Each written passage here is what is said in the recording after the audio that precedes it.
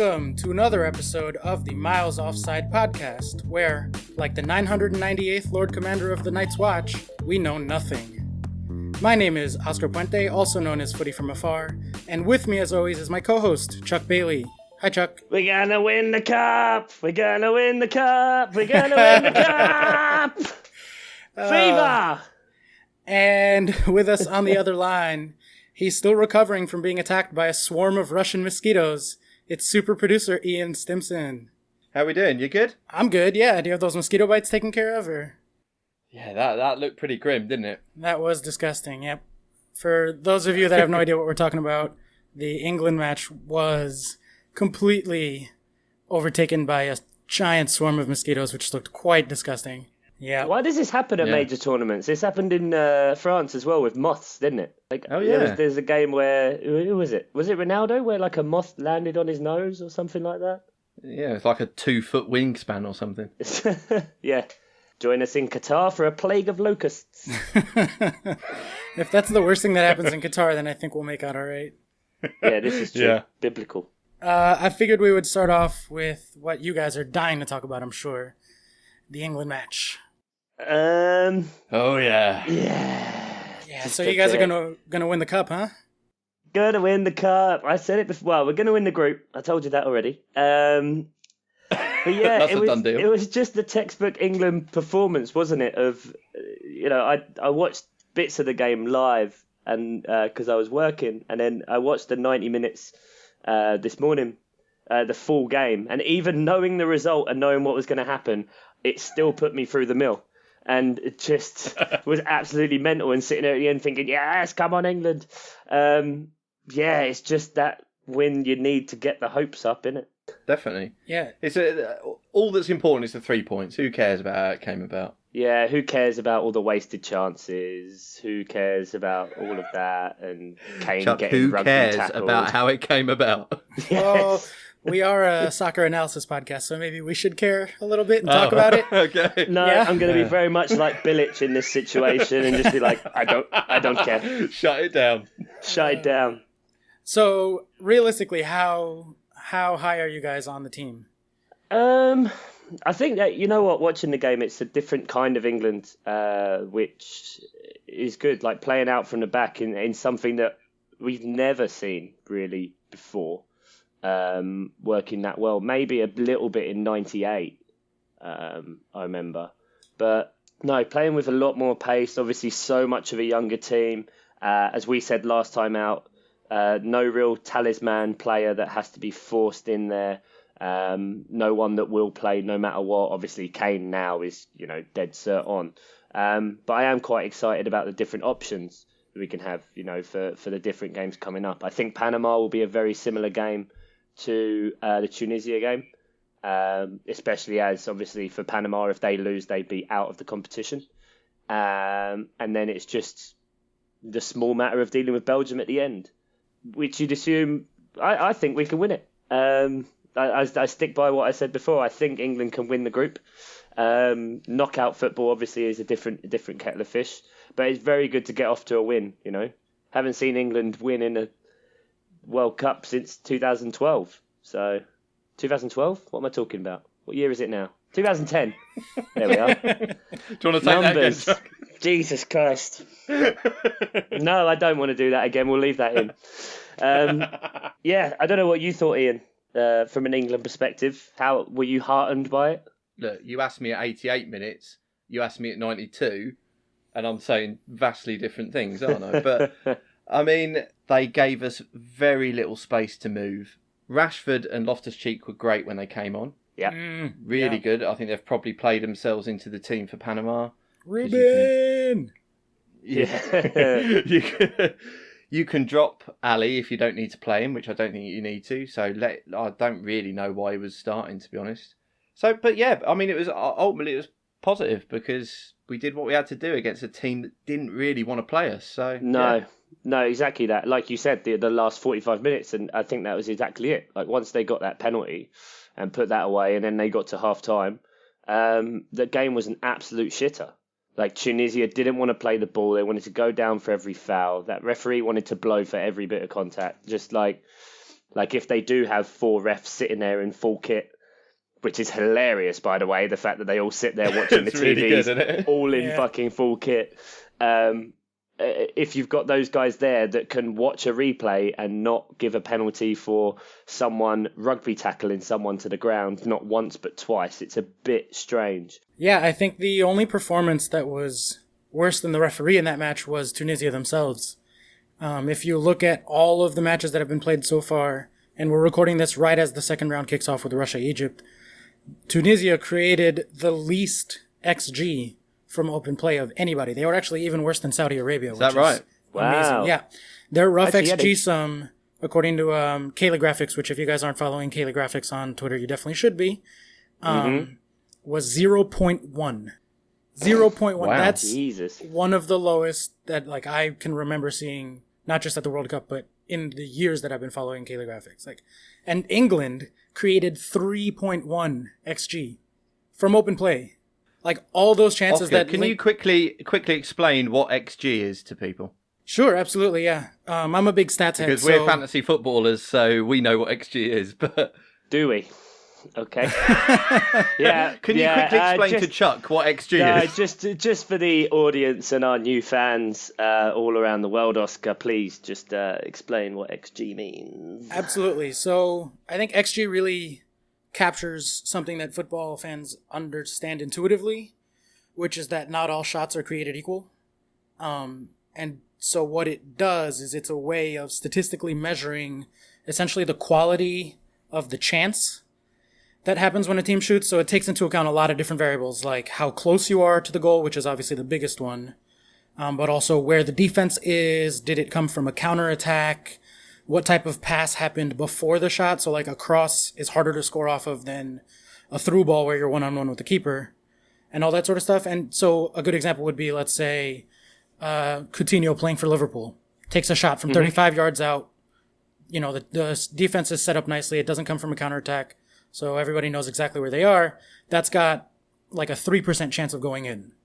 And so when you add that towards the XG of the match, that gets 0.03 of a goal, right? Because it's a 3% chance. Yeah. Whereas something like a header inside the box, no defense, that's going to get like a 0.4.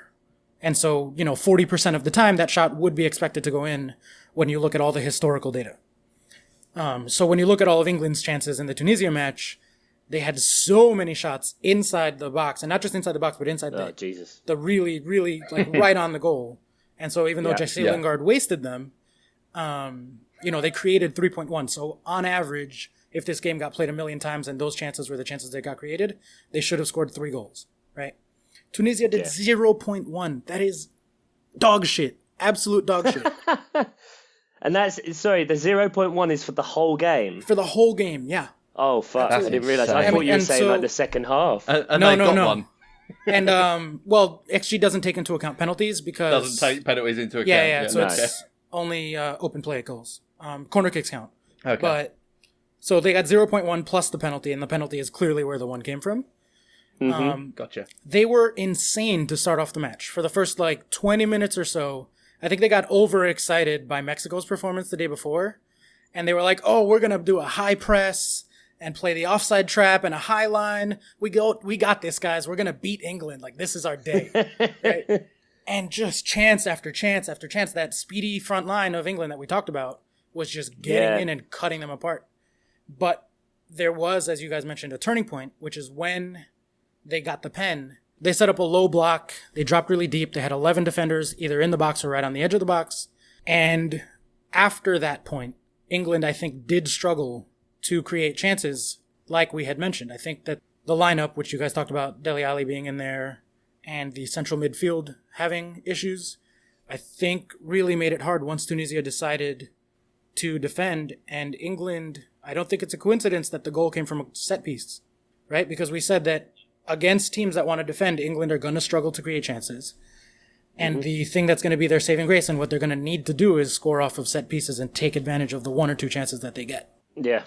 And so even though they won, and in a very dramatic and exciting fashion, I think if Tunisia had set up defensively from the first minute, I don't know that England wins that match. because I think a lot of that 3.1 XG came very early on when they were just getting in behind over and over and over again.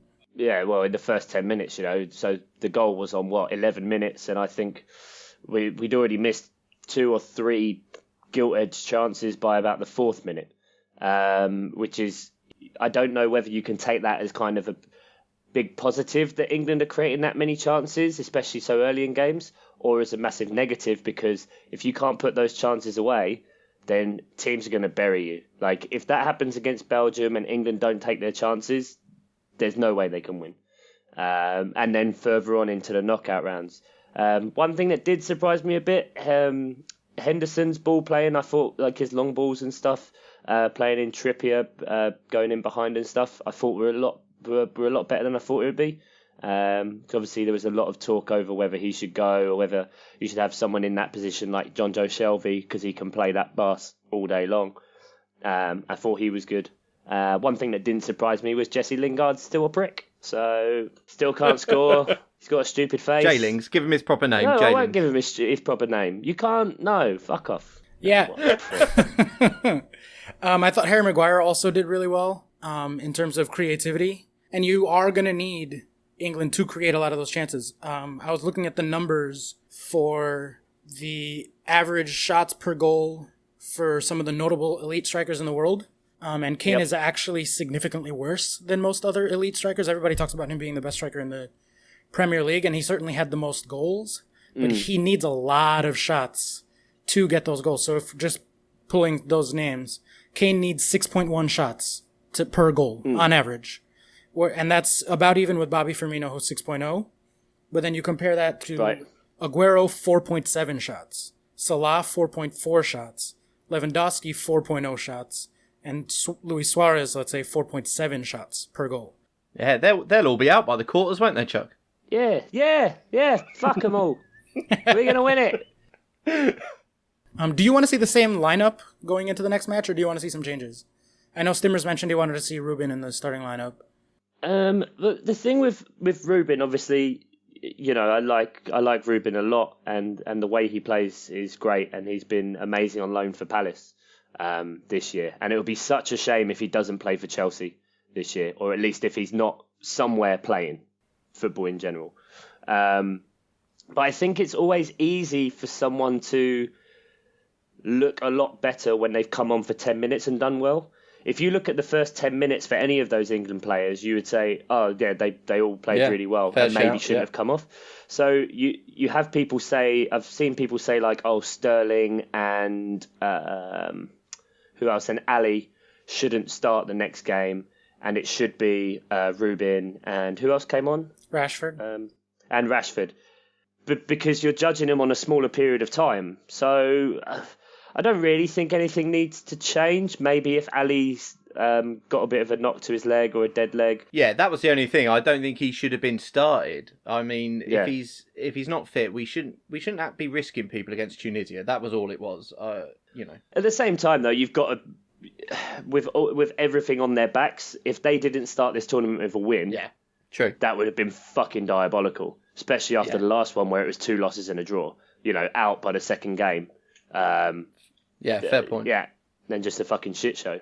But any doubt, and we shouldn't risk him against Panama. I mean, we shouldn't need to. I don't think so, because they are going to be hard hitting. They're going to try and stink up that game. They already were. Their captain, I can't remember his name off the top of my head now. But yeah, against Belgium, especially in the first half, was just trying to stink the place out and just tackling left, right and centre. Yeah, I think I'd love to see Ruben starting myself, just because I think he adds that creativity that they needed in the central midfield if Panama's going to set up deep to defend from the first minute. Because even Belgium struggled against Panama until Dries Mertens hit that wonder strike. Their midfield looked equally troubled as far as creating chances. And they have Kevin De Bruyne in there, so I don't know what's going to happen with England. But De Bruyne was playing in like a back three. It was mental. We spoke about. I remember watching that first half, and we spoke about De Bruyne playing the same kind of position as he was with City, but he was so deep in front of like the centre back pairings that literally when Meunier and Carrasco bombed on, he was playing as a centre back. It just made fuck all sense when I was watching it so many times that De Bruyne was that far back.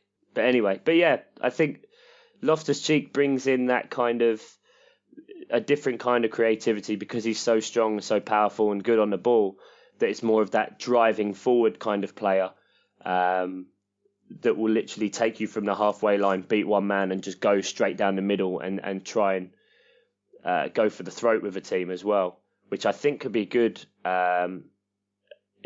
That's why it kind of worked against Tunisia, and that can work against Panama because then you create the space in other ways. I think if England do a similar thing to Belgium did in the first half against Panama, which was just constantly passing left and right, left and right, left and right, and getting nowhere, Panama are happy to do that because they're just going to sit there. They're not going to overcommit. They're not going to do anything. So you need players to take people on. So I think with our front line as it is, maybe, the only change I'd probably make is Ali for Loftus-Cheek, potentially, or a similar player. Cool. I think that about wraps it up for England, which does mean that we can put it off no longer. Let's go ahead and talk about Germany. Yay. Die Mannschaft. Die Mannschaft got shafted. Yep. Absolutely awful day. Wow. Totally ruined my day. About an hour later, I found myself in a KFC parking lot eating a bucket of fried chicken and listening to sad hipster music, so it wasn't great. I didn't actually see much of the Brazil match because I was too busy wallowing. Understandable. Yeah. Again, if you can't tell by Oscar's accent, he is an adopted Germany fan. Yes. Die Mannschaft, as I love them. You love the Mannschaft. So I want to hear what you think, since you're more divorced from the emotions of the match. What happened? Yeah. Watching it back, there was no middle of the pitch for Germany. There was no control in the centre, and also I've never seen, and we kind of have egg on our face a little bit after saying how ridiculously good they're going to be in our last episode. But I think a lot of people will have the same problem. But I've never seen a Germany side so disorganised, so inefficient, and just not really knowing what to do. They kept committing so many people forward, and then just opening up in the middle. And there was no strength, there was no solidity there. There was no, Kroos and Khedira just kind of went off on attacks. Kimmich went up on one wing. I can't remember the name of the other player. Plattenhardt, something like that. The other I don't know. He's the understudy for Jonas Hector, who was injured. Yeah, there was that kind of a late injury, or. I think he just had like a knock from training. They said he should be back for the second match. I think in retrospect, playing a 90-year-old Sami Khedira and Toni Kroos, who has no interest in ever defending again, as your only two central midfielders, was probably a mistake. I fully blame the manager for that match. It came off as overconfident. It really did. Yeah, I think he just got the lineup and the tactics exactly wrong because there was a fundamental assumption there that Mexico were going to be afraid of them and sit deep and defend. And so he played a lineup that would have been great for that situation, for a team that was playing with a lot of possession, passing it around, trying to play between lines and create chances with almost no space. Which is why, Khedira and Kroos in that situation might be acceptable as a central midfield. But the way that Mexico came out and pressed them very aggressively so that no one had any time on the ball, and then looked to hit them in transition as soon as they got possession so that they didn't have time to set up their defense, just destroyed Germany. Mexico they was were getting very, very good. I mean, it wasn't just a case of Germany being bad. They were good. Yeah, Mexico were fantastic. Fully deserved. Completely contrasting teams. One that, had this sort of arrogant game plan that they didn't really stick to and just kind of ended up going a bit freeform and wayward. And you had one team that was just completely set up perfectly, knew exactly what they had to do, knew how they were going to hurt Germany, and they just kept doing it. Like, I don't think I've ever really seen a team that's meant to be that good suffer so much just down the middle. If you look at if you look at the Mexico goal, so Germany are on the attack and they've got they're about 30 yards out from the Mexico goal when they lose possession. Now at that point, I think they had about 6 players behind the ball, about 6 Germany players on the ball, and within 3 passes and about 8 seconds, Mexico are 30 yards out from the Germany goal, charging down, and obviously, Oscar, if you could say his name in a lovely accent, please. Chicharito. Oh, that was good. And then, so he's then playing in Lozano, who arguably you think at first takes too many touches, but then manages to beat Neuer at his near post. But there's just no one around. And it's embarrassing. Admittedly, when I was younger, I never hugely played football. I went to a school where I played rugby a lot. But one of the basic principles in rugby, which I assume is the same as in football, is never let your man beat you on the inside. If you force people out, and they manage to beat you on the outside, then that's one thing. But if you let someone just cut straight down the middle, it's the most direct route to the goal. Like, you can't let teams take that. And what was even more worrying, not just because Germany were getting it wrong, was because they saw that and didn't fucking change anything. Yeah. And it just kept happening and kept happening. You're like, how is this team, the current world champions, so fucking naive or so arrogant that they can't just go, you know what we need to do right now? Right, let's get solid. Let's go back to what we are, be an organised unit, and just take Mexico down, as opposed to just keep overcommitting, and nearly giving up goals left, right, and centre. Yeah, I actually texted you right before the goal. I think it was like 2 minutes before the goal. I was texting you guys in the group chat, and I said, the German center backs have to keep stepping up to try to compensate for the lack of a midfield. Because there was, I think, I saw the stat that Cruz and Khedira, between the two of them, had 0 interceptions and 1 tackle in the entire match. And so Mats Hummels said this after the match in the presser. He was furious because they had no help. So him and Boateng had to keep stepping up to try to do the midfield's job. But then they're out of position and there's nobody to cover. And so you just open it up completely. And of course, they got destroyed on the counter and Mexico scored. And Mexico should have scored 3 or 4. Like, it shouldn't have been even close. No.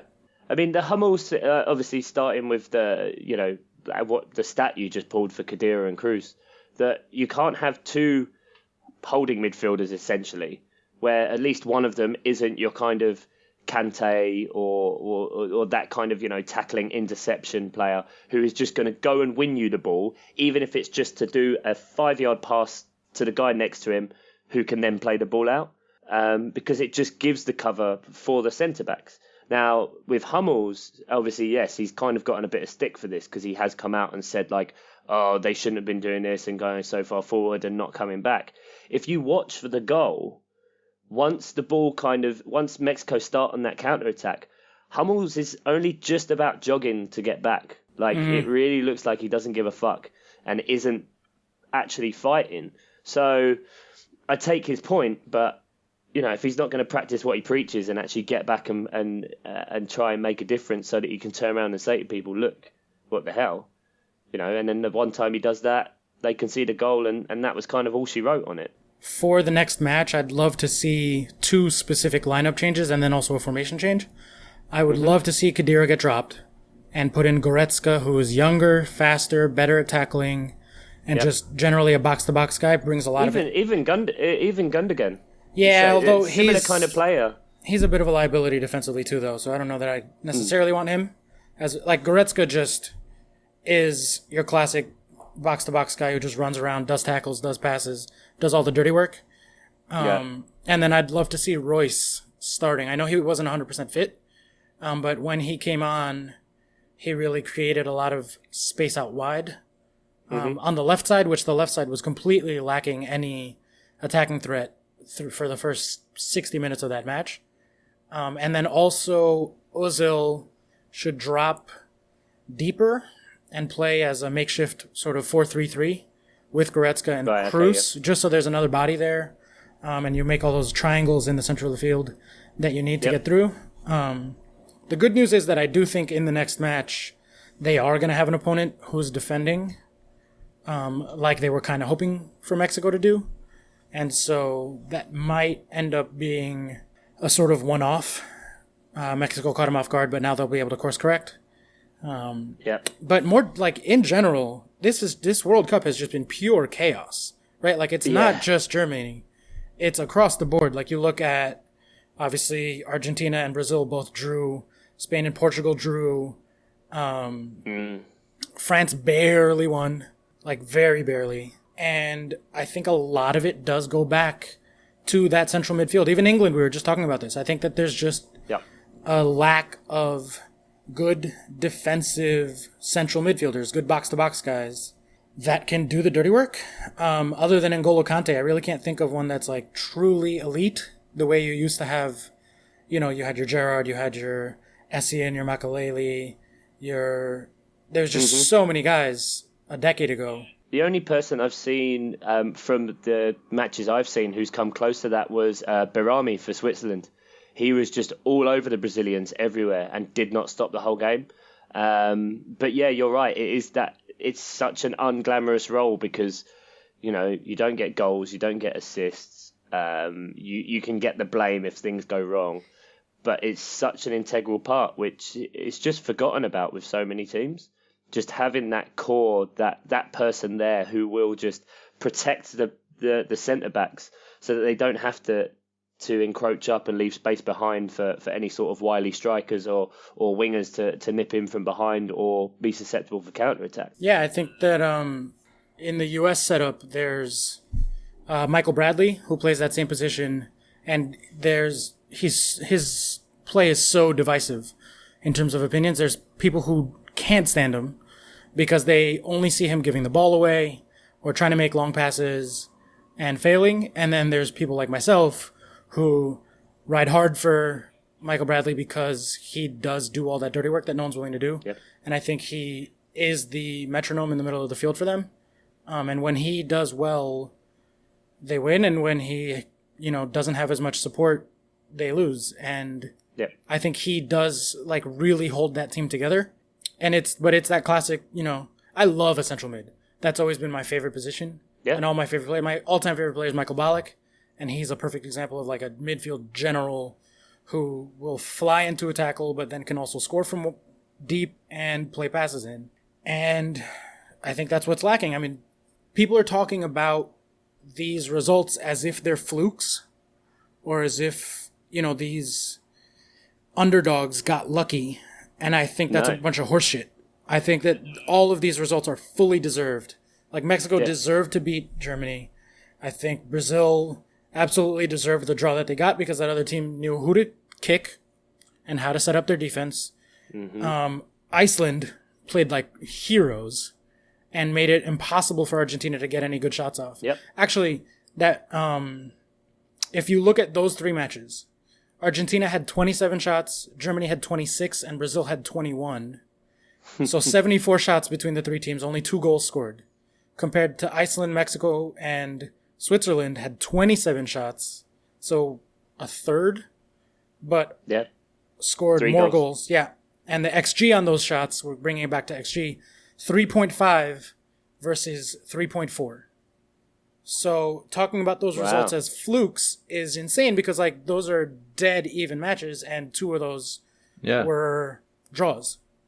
And I think to say that it's been crazy and lucky and chaos, I think is a disservice to the quote-unquote lesser teams who have done a fantastic job preparing, a fantastic job executing, playing as a unit, and just getting every last drop out of all their players and getting the results that they deserve. Yep. It's as simple as that. I think out of all 32 teams, I think there's only 2 teams that can kind of really feel aggrieved with the fact that they deserved more from a game in terms of result. And I think one is Morocco, because obviously it was an own goal right at the end. Iran, I know at least in the second half they didn't have a single shot on target. And the other one is Peru, who played out of their skin but just didn't have the luck on the day really. And and also did a stutter step penalty and missed it, which, I'm all for, because I hate people that do stutter step penalties. Why complicate things? I hate it. If you stop the run up the second any player, like my own team, even if it's Palace, I go, I hope you miss. Like, that's what you get. Just don't. Why try and complicate a penalty? Run at it, belt it in the top corner. That's it. He had one of those ridiculous run-ups from the halfway line where he swerves and changes direction 14 times, stops and starts Jesus Christ. You know what? Fuck you, guy. You deserve to lose. Like, yeah, exactly. Like the second, all kind of sympathy and everything goes out the window. Out the window. I think that about wraps it up for part one. After the break, we're going to come back, look at what team maybe we've adopted as our second team, who might have got themselves a nice big transfer so far, and some questions from Simmers. So thanks, and join us after the break.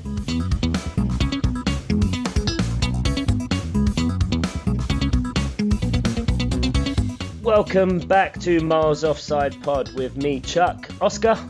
Hello. And producer Ian's there clicking away, doing some magic. Always clicking. We've started talking about the World Cup. Obviously, the first round of games is done. 16 games down, 48 to go. One incipient at the moment. Is that the word? I don't know. Look it up. Ian, can you look it up, please? Cheers. Nice. Look up made up words, yeah? Okay. Yeah, great. So we've looked at a couple of the teams that are dear to our own hearts in England and Germany, and a bit of chaos. But how about teams that have kind of come out of nowhere and stolen our hearts? Oscar, well, which teams are you fallen in love with over the last week?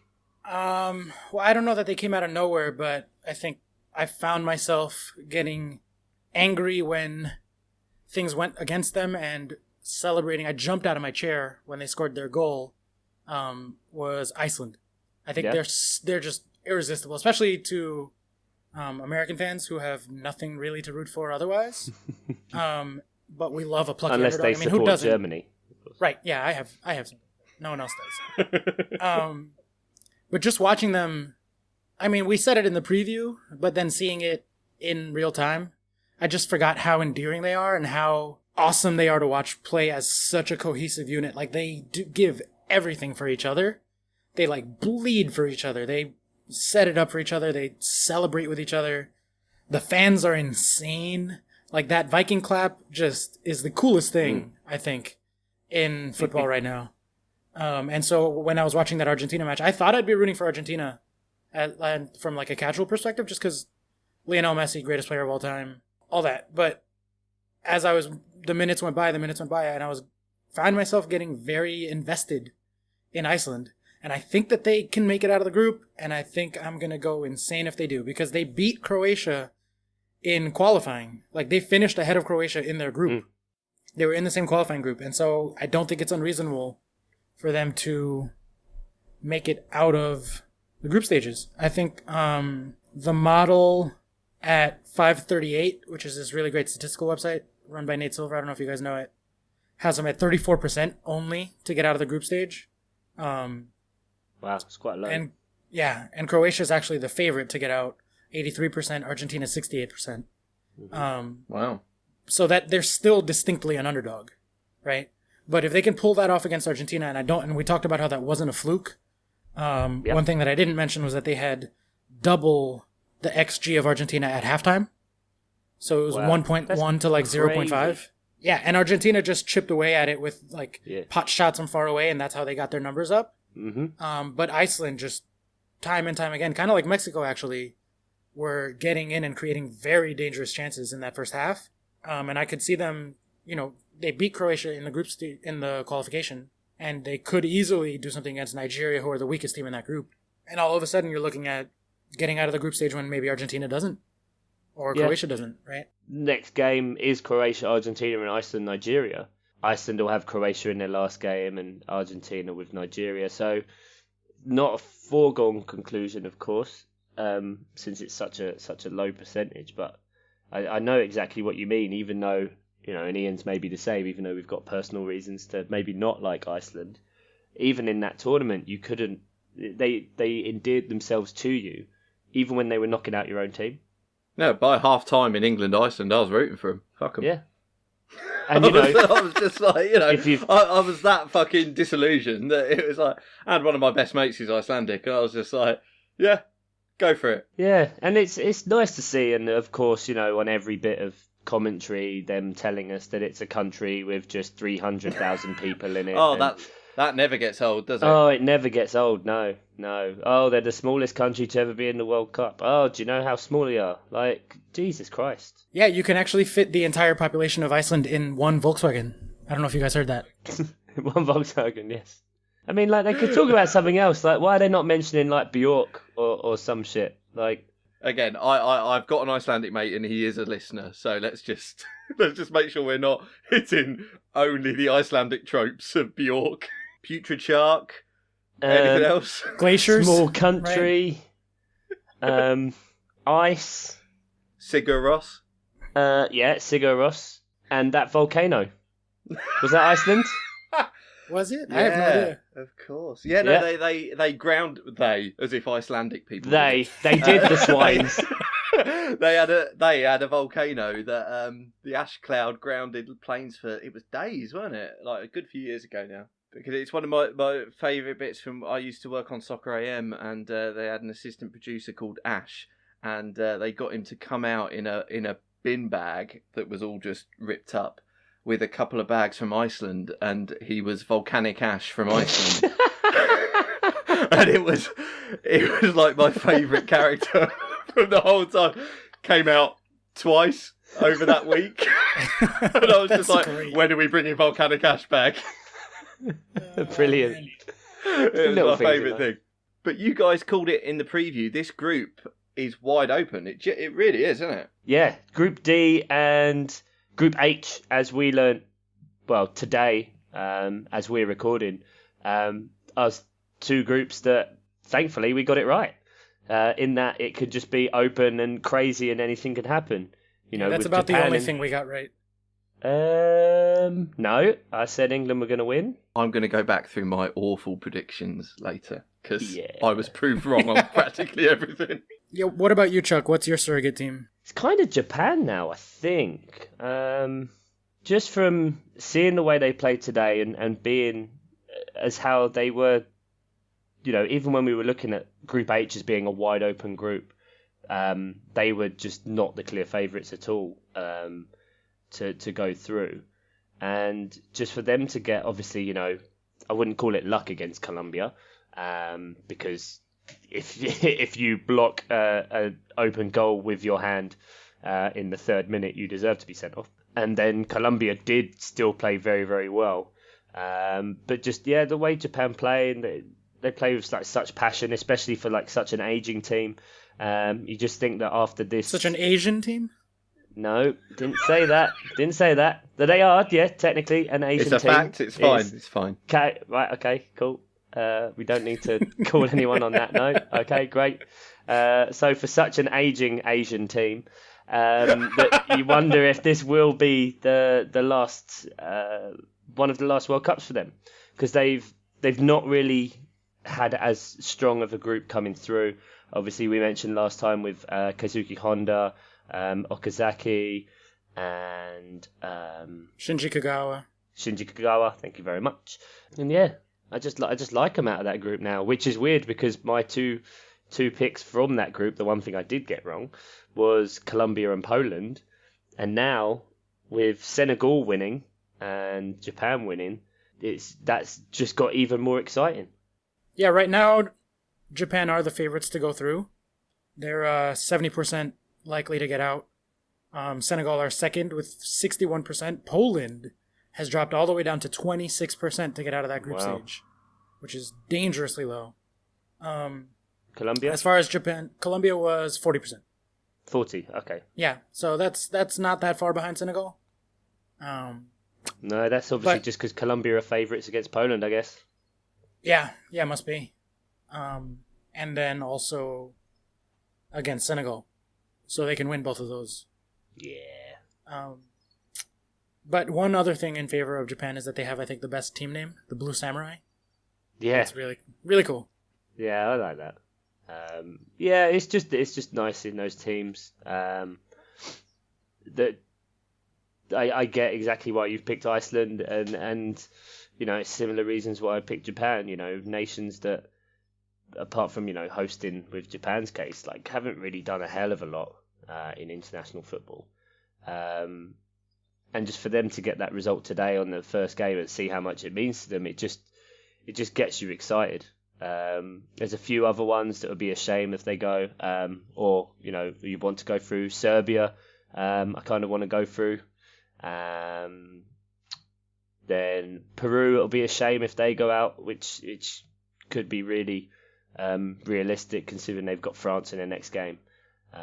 I think that'll be a shame, especially given all the kind of stuff around them with people, selling their cars and quitting their jobs to get over to Russia from Peru. Just like little Paddington Bear, with their marmalade sandwiches and their heads full of dreams. But yeah, so it's great to see that kind of so open and still, after one game, potentially we're gonna lose some big teams out of there. Last World Cup it was Spain, England, and Italy, the group stages.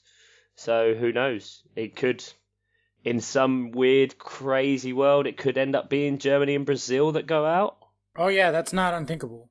No, and I wouldn't be surprised as well, given how their results go, if there ends up being tactical playing, and if they have the option of finishing first or second, that they both try and finish second, because they'll play each other. Yeah, that's going to be an interesting last day for those two teams. So if that's the teams that have kind of caught your eye, how about individual players? There's always someone who gets themselves that big transfer or an extra naught on the end of their transfer fee come the end of the World Cup. Usually Chelsea that are paying over the odds. But who's caught your eye, Oscar? Who do you think? For me, in a losing performance, actually, but I'm going to say the South Korean goalkeeper, Chu Hyun-woo. Tilda Swinton, yes. Yes, exactly. Yeah, she was great in Doctor Strange. I think he played really, really well. And I think there's a lot of teams that are going to be in the market for a goalkeeper this summer. Yeah, I mean, I don't know how in the market you can be for a goalkeeper whose team is currently bottom of their league. Teams are very dumb. And so, a couple of performances at the World Cup. I mean, that's what we were talking about in the preview, right? Like, not guys who are actually good transfer targets, but guys who have a couple of good performances, someone overpays for them, and then they disappoint. In which case, I completely retract my point. He is the perfect example of that, considering he plays for Daegu, who are currently bottom of the K-League and have won one game in 14 and conceded 26 goals. Yeah, although to be able to pull out that performance with Sweden spying on South Korea practice. Jesus Christ, fucking IKEA gate. Oh my God. For those of you that don't know what we're talking about, at practice, South Korea changed their jerseys so that all the players were wearing someone else's jersey because, and I quote the manager, Westerners can't tell Asians apart. Yeah, that's what he said. And the reason that they felt the need to do that is because Sweden, there was a scout who rented a house near where Korea practiced. Yeah. Drove up a mountain with like a giant telescope and a super camera and filmed and spied on the South Korean practice. Yeah, this was after they'd done all the number changes and stuff like that. Like they were changing. It wasn't just that they changed the numbers from what they normally were. They changed them every session. It's like crazy. Who'd have thought it was the Swedes spying on the Koreans? Like I'd have thought it'd have been the other way around. Yeah, it's really fishy behavior from the Swedes there. Yeah. Swedish fish joke for you guys. Really meatballs that one up, Oscar. Oh, there we go. Chuck, who's your player? So far, I think kind of number one for me is Golovin. Golovin for Russia. Having such a great game. Obviously, at the minute, I haven't been following the game, but it's still Russia and Egypt 0-0. But opening day, Russia really not heavily backed for this tournament whatsoever. You know, the opening game were the two lowest ranked sides in the whole competition, and just to turn it on like that, score a wonderful free kick as well. I think he can. There's a chance he'll get drawn in somewhere. I think he's been linked, albeit in the red top dogshit newspapers. He's been linked with Arsenal and apparently Chelsea. Yep, I was going to say, speaking of players who Chelsea are likely to overpay for in a World Cup summer, those rumors came out like the day after that performance. Oh, can I just interrupt you that Russia have just scored? Oh, who scored? Was it Golovin? Because that would be the most appropriate thing ever. Egyptian own goal. Egyptian own goal. Really? Egyptian own goal? Yeah, own goals at the minute going for the golden boot. That is horrible. Yeah, that's mental, the amount of own goals there have been. It's not just me that thinks that. I heard something earlier where before the Poland-Senegal game, I think it was 57% of the goals have come from set pieces. And now with this one, I think that's 4 or 5 own goals so far as well. So those are the goals that have been scored from open play. Crazy. Yeah, it's been a crazy World Cup as far as there's been no scoreless games, but there's also been a lot of almost boring games in terms of open play. Yeah. Mm-hmm. So it's certainly compared to 2014 was the most insane group stage. Yeah. In terms of goal, it was the most goals I think scored in the group stage ever, or certainly since '86. And then also big teams going out like Spain and the group of death and all that sort of stuff. Yeah, I think so. Stimmers, do we have any questions this week? Yeah, we have had some questions from listeners today. Thanks for getting in touch. So it's at Miles Offside Pod on Twitter. It's Miles Offside Pod on Facebook as well. And if you want to email us, it's milesoffsidepod@gmail.com. Yeah, we have had some interaction. It's been good. So our friend Dave Matteo, who is Oscar's stat man. Yes, very much so. He's the man, isn't he? Dave Stateo. It's good. So he's gone light, but I like it. What's the best snack for watching games? So Dave's an Australian, and the games are on late for him, and it's winter, so he's going for a hot chocolate. And we know what Dave looks like. Can you just picture that with his sort of nice fluffy dressing gowns? Yeah, big beard. Yeah. Oh, I think that would be lovely. Yeah, that's surreal actually to think that. Yeah, I've never twigged that. Obviously, Summer World Cup is winter in Australia, which means, and also with the time difference. Oh. Yeah. I mean, I'm banging out pork scratchings and cider, and there's Dave topped up with his nice little hot chocolate and whipped cream. I mean, it's a lovely image. Well, if he's already got the hot chocolate out, I think what would go well with that is a chocolate-covered popcorn. I think that's a nice salty-sweet combination. Goes well with hot chocolate. What about you, Chuck? I do go for Doritos a lot, but I do like, I tell you what is good. There's a Lithuanian fried bread that gets made. So you use rye bread, you fry it, make it all crispy, and then you serve it with like a garlic cheese dip. Yeah, so if you hear that, Dave, just get some Lithuanian bread and fry it up, and we're all good to go. And you'll find it really easy in Australia. Go to your local Lithuanian shop in Australia. I mean, you say that. I think there's a big Croatian emigration to Australia. Yeah, so those are the same thing, right? I'm literally just basing that off Mile Jedinak. That's it. With another football link right there, because he's Croatian. There's at least one Croatian guy in Australia. Yeah, but he's not in. He's not there at the minute, so you probably won't be able to get it. Go around his house, Dave. Yeah. He'll have some of that good Lithuanian bread. There we go. The Croatian Australian. Yeah, that's my favourite. This is a good one because this allows me to address some of the predictions I made in the preview, which I've never claimed to be a footballing expert, but my predictions. Well, the question is that from Mike McGivney is that Ronaldo. We didn't mention Ronaldo for the Golden Boot. We didn't. Now we didn't, but that does allow me to go on to my predictions because I predicted Neymar for the Golden Boot. Apparently, he's limped out of training. Has anyone seen that? Yeah, I saw that. And it's the same ankle that he had already injured that kept him out for months. So, not a good sign. I also said Belgium would underperform. So, that's going well. Well, I don't know. They weren't that convincing in that game. I know, but out of the main teams, I mean, they're the only one who have had a decent goal line victory anyway, let's say that. Yeah, they had a big victory. Yeah, and I also said that Poland would be my dark horses. So it's all going very well for me. So I'm getting in there before anyone on Twitter does. I'm not even going to look at mine. Yeah, probably a good decision.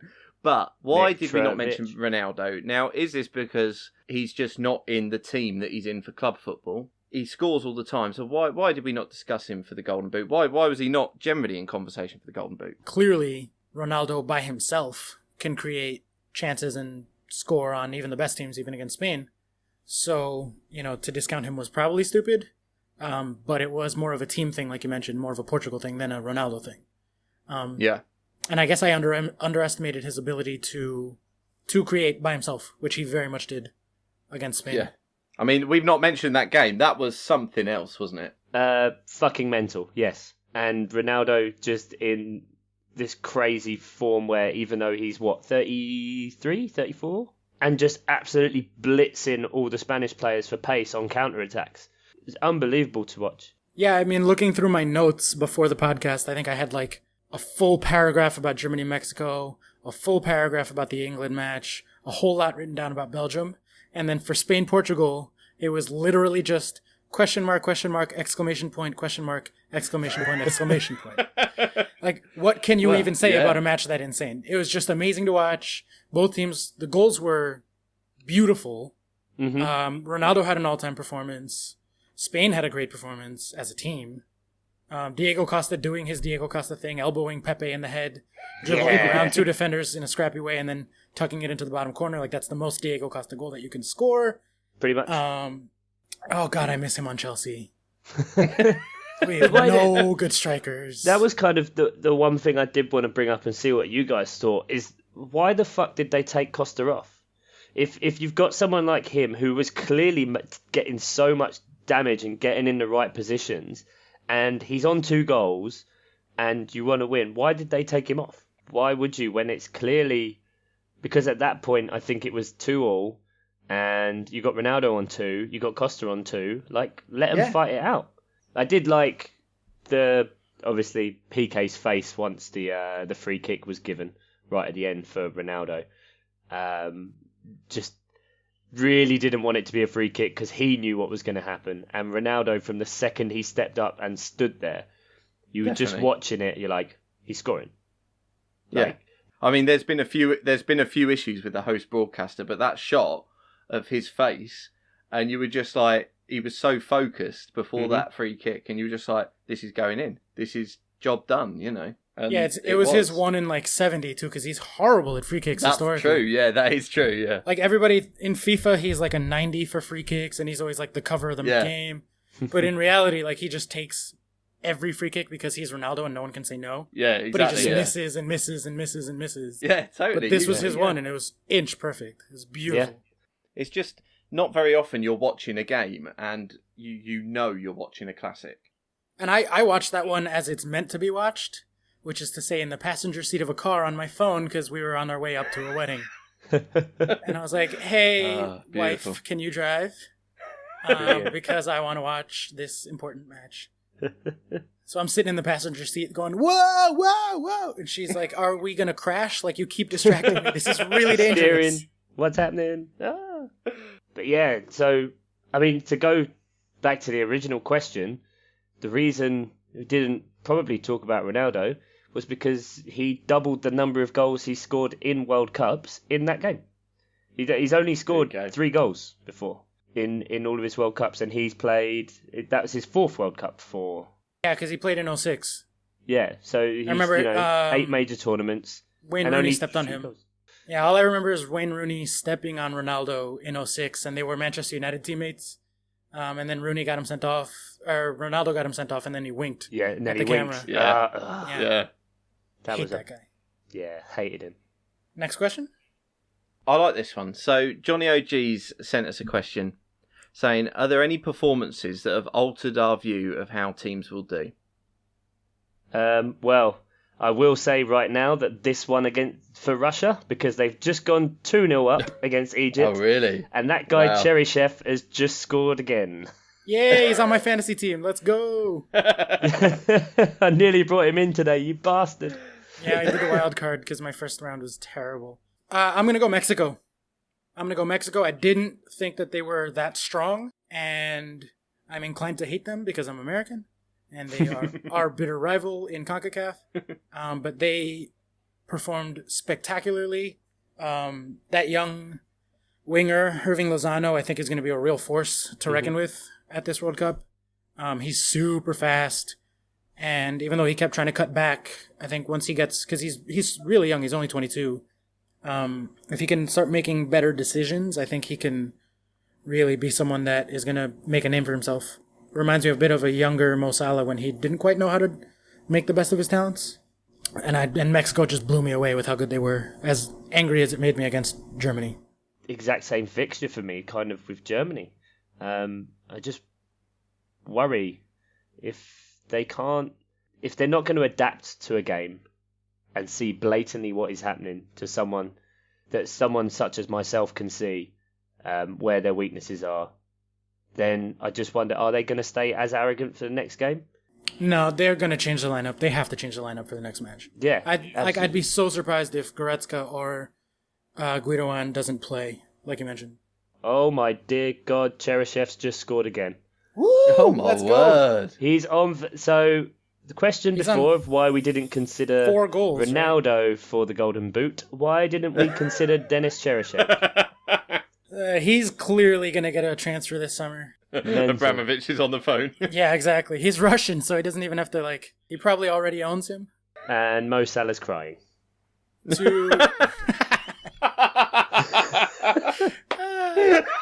Oh no, it was Juba. It was just that Denis Cheryshev was celebrating so much running around. I think the camera just panned on him after the goal went in. But yeah, it was Artem Juba. To bring it back to Brazil, I don't really actually worry about them. I don't think I would change my outlook even though Neymar's out. We mentioned this during the preview pods. I think that they're just as good, which is insane to say, I know, but they're just as good without him because they have so much talent and they did adapt really well to playing without him, that they look just as impressive. I mean, they have Firm Bobby, they got Coutinho, they got Willian, Marcelo bombing down the left. They just have so many guys that I'm not overly worried about them. Yeah, Paulinho, who's all of a sudden become good, Gabriel Jesus, Casemiro. Casemiro is so good. Yeah. Oh, he's one I'd love to see at Chelsea. I want everyone at Chelsea. You know what? Can we just just buy the whole World Cup? Worked for the Premier League. Yeah. So are we putting it all down to opening night jitters? Or, I mean, Chuck, you said you're worried for Germany, but is it just opening night jitters? Everything will settle down once we've seen some more games? What are we thinking? I mean, we've said Argentina are possibly in trouble because that group, But Argentina, hasn't really changed my opinion of them because I didn't expect anything more than that. That result against Iceland, you see that and you think, yeah, okay, that makes perfect sense. Argentina, who I believe I've actually made a bet with someone that they won't reach the quarterfinals, which is good because it's looking more like it now. Germany, I don't know if I'm worried or I'm actually kind of excited to see what happens.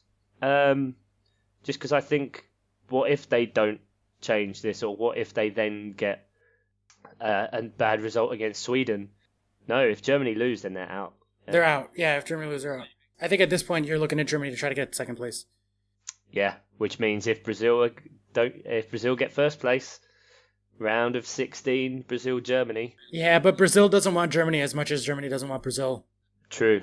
But I don't put it down to opening night jitters at all. No. Because I think that I put it down to the coach. I think he got the tactics wrong and he got the lineup wrong.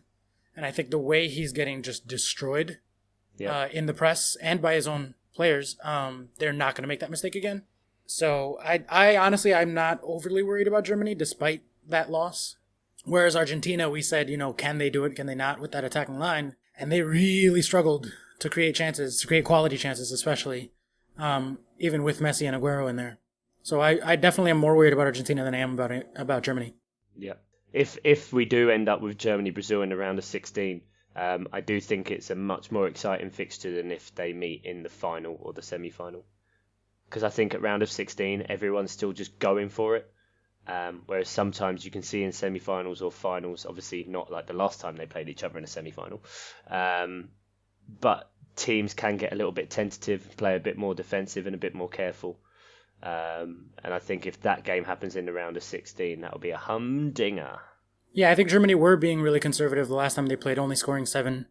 Just kind of taking it easy on Brazil. They easily could have, like, if they were really trying, then, they're throwing some shade there. Yeah. Well, it's all I have. We have any more questions, Ian? Yeah, well, I've got one which I enjoyed because when we started this, we said we weren't just going to be a football podcast, and we've sort of been taken over by the World Cup a little bit, which is understandable. Yeah, of course. Because there's so many games and it's so fun. But so, Evan Brady, how do you cook your steak and what cut? Now, Ooh. I mean, Chuck, you work in hospitality, so I know you're going to have some strong views on this. Well, yeah, I was going to say, why don't you guys go first, and then I'll tell you the right answer. Oh, I like that a lot. So, I mean, Oscar, have you got anything prepared, or do you need to think about this? Because I'm always ready to go with that question. I spend my entire life thinking about food. He guts the meats. I have the meat. There you go. Go then, Oscar. I mean, if you're not eating your steak medium rare, then you're a heathen, and I don't even want to talk to you ever again. Like, I don't want to know you. Medium rare, skirt steak. Skirt steak. Right, okay. Yeah, I love a skirt steak. Very tender. Right, now, see, this feels... I mean, Chuck immediately said yes, but, like, a skirt steak feels like an Americanism to me. What's that? I don't know. It's one of the cuts. It's near the bottom, if you look at a diagram. Okay. It's very, very thin. I may be embarrassing myself very, there, very so tender. They're not widely available. Like, it's not a super popular cut, but I do love it. But I can't stand someone who cooks their meat too well much. Done is like, not an option, yeah? No, it's disgusting. It's disgusting, honestly. Absolutely, yeah. And, I mean, I knew we would all be in agreement there. Yeah. I mean, Mom, I love you, and thanks for listening, but they eat their steaks well done, and I think it's like, it's a very Guatemalan thing, and it's the thing that I dislike the most about my family, both her and my dad. When they eat steak, it's like, that's the thing you dislike most about your family. Oh yeah, 100%, the way they cook steaks. Like, if I'm going over to my parents' house for a summer barbecue, like, my brother and I absolutely shove my dad off the grill and do not let him cook the meats, because otherwise we're basically just eating charcoal, and it is disgusting. Yeah, my sister has that with like burgers and stuff on barbecues. Like, literally, it's got to be so well done you're able to draw with it. Like, it's so weird. Ian, what are you saying on steaks? Okay, so the cut's ribeye. It's got to be ribeye. Okay. And like, most people aren't going to afford fillet for like all the time, so ribeye is affordable. You can do ribeye, right? Yep. Hot pan, super hot pan. Hot pan. Okay, bit of oil, but then as soon as the steak's gone in, you're talking crushed garlic clove, sprig of rosemary. Right? Okay, bung it in. Accepted. Bit of butter as well. Yes. Then you're basting the steak with the butter. Right? So you got garlic, you got rosemary. You're basting the steak with the butter. Chuck, you're enjoying this. I like it. I'm salivating. Right. Yeah, I love when you talk dirty to me, Ian. This is your Chikorito moment, mate. Yeah, exactly. So, 90 seconds maximum, you turn it over. So you're doing the same thing again, 90 seconds maximum, you take it off. Now let's talk about the sauce. Right? So now you're putting a glug of port in that pan. You're deglazing that pan with port. It's bubbling. It's reducing. You're smelling that port. It's good. Now you're putting some double cream in. Right? Now you're breaking up some blue cheese. Any blue cheese. It's fine. Ooh. Whatever you like. But I like Stilton, but, British, whatever. So you're chucking the blue cheese in. That's all melting. This is fucking heart disease in a jug, right? But I'm going to get gout by the time I'm 35 if it kills me. That is how you do steak. Chuck, talk to me. I think before Chuck jumps in, that is by far the most we've ever heard Ian talk. He's like, football? Meh, I'll pass. I don't have any opinions. Yeah. Start talking about steak, and it's 5-minute rant about the right way to cook this thing. So all for the deglazing the pan, the method, the preparation, all for it. Love it. That is how you should cook a steak. However, what I do find, so kind of based on what you both kind of said, is that I always used to be like medium rare or like that's it. But the higher the fat content of the steak, the more you need to cook it, sorry. Because with something like a ribeye or a rump where you've got some more like big veins of fat going through it, you want to cook it to about medium. Yeah, I think rump is the most underrated cut of steak there is because it's got so much flavour. Fillet is massively overrated because it's expensive and it doesn't really have that much flavour. People just get it for this texture where it's like, oh, melt in your mouth. It's like, no, I want to actually taste it. And obviously, unlike American meat for you, Oscar, I think a lot of British steaks and British beef doesn't have that great of a flavour, especially compared to the US or some places I've had in like Eastern Europe or whatever. So I think fillets, obviously, because there's no fat, you can cook that rare, but same kind of thing. Make sure you have to sear it quite well in a really, really hot pan and baste as well, so that you actually get some more flavour into it from the char. And then something like a sirloin, you can go for medium rare. I like to basically score the rind on the sirloin. So you almost create like steak crackling. And that's the first thing that you hold down into the pan. So all of the fat from the steak comes out that way. You get a nice crispy rind on it, and it also helps to flavour the rest of the steak. But I will definitely be trying that pork double cream blue cheese heart attack. Yeah. I keep it simple with my steaks. Just give me a piping hot cast iron pan, sear it on both sides for about 90 seconds, like you said, simmers. But just salt and oil. Yeah, you got to leave it for a little while. Oil on there, salt and pepper. Let the steak bloom. Yeah, I do like a béarnaise. Béarnaise is well up there. Yeah. I mean, that's been my favourite 10 minutes of the podcast. Yep. Yep. There we go. Well, now I'm pretty hungry now after all that talk about steak. But do we have any more questions, Ian? No, I think that's it. But I mean, we're very keen to hear from people. So thanks to Dave Matteo, Mike McGivney, Johnny OG, and Evan for all those questions. Keep them coming in on Twitter, Miles Offside Pod on Twitter and Facebook, and milesoffsidepod@gmail.com. We're very keen to keep the interaction going, especially about stuff that's not football, because we should expand it a bit. Yeah, I really enjoyed the steak chat. I bet you did. All right, so obviously we're 1/4 of the way through the World Cup, but there's another round of matches, obviously one of which is going on right now. But are there any fixtures out of the 16, Oscar, that you're kind of looking forward to or you think really catch your eye? So if I'm picking just one, Chuck, I think I'm going to go with Argentina-Croatia. Yeah. I think both of those teams are pushing to win that group, and Argentina are going to be very desperate to get a result, given that they drew in the first match. Yeah. Croatia can seal their progress going through to the knockouts with a win, but Argentina obviously also need a win to stay alive. And so I think they're going to go at each other. I'm curious to see how Croatia handles an Argentina team that's going to go absolutely insane with attack. So that's the one I've got my eye on. And that one is on Thursday. Ian, how about yourself? Any games that have caught your eye? Yeah, I mean, you guys said about how Group H was going to be, and Poland-Colombia looks like, I mean, both of those teams need to win now. So that game's going to be good. They're going to be all out for it, and yeah, I'm really looking forward to that. You were absolutely right with Group H, and that game's going to be a goal festival, I think. What about you, Chuck? What are you looking forward to? Well, I'm kind of caught between two at the minute, and both for kind of similar reasons, if at different ends of the spectrum. France-Peru, just because, like we said before, because Peru kind of had a little bit of the kind of minnow kind of feel and a bit of dark horses for the competition in some way or another. And sadly, because of a performance where they should have got more against Denmark, this game could see them out, which you could believe against France. The other one for similar kind of reasons, Germany-Sweden. Germany don't learn from their mistakes and change things up as Oscar's predicted or is kind of hoping they do. They can go out. And that would just be absolutely mental. So definitely be looking forward to those games. France-Peru is on Thursday and Germany-Sweden on Saturday. Yep, I'm right there with you on France-Peru too. I'd love to see France really get it together because I think they have so much potential. And they didn't utilize N'Golo Kante as best they could to just patrol the center and give everyone else the opportunity to just bomb forward. I think they played too conservatively. Yeah, they did with Tolisso playing next to him rather than Matuidi. Right.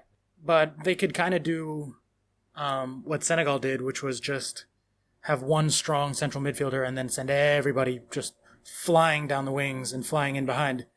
So I'm very excited to see that France game. I'm right there with you on that. Yeah, absolutely. Of course, there's so many other different reasons we can come up to, but we haven't got enough time for that. But yeah, so far so good with the World Cup though, gents. It's been great, hasn't it? Massively enjoying it. Fantastic. So good. Even on days where there's 4 games where you just feel like, I can't have any more, and you just manage to fit in. It's just so delicious. Yeah, please, sir. I want some more. Absolutely. Right. Well, that about wraps it up for us for episode 3 of Miles Offside. Thank you guys very, very much for listening. Thanks to everyone for contributing as well with your questions. And thank you guys for listening, subscribing, sharing, giving us reviews on iTunes. We're now on Spotify as well. So getting out there. Thank you very, very much, guys. So it's good night from myself, and say bye, Oscar. Adios. Say that again. Adios. Oh, decent. Stimson, give us your best Peterborough goodbye. See ya. Brilliant. And so that's all from us, guys. Thank you very much. Goodbye.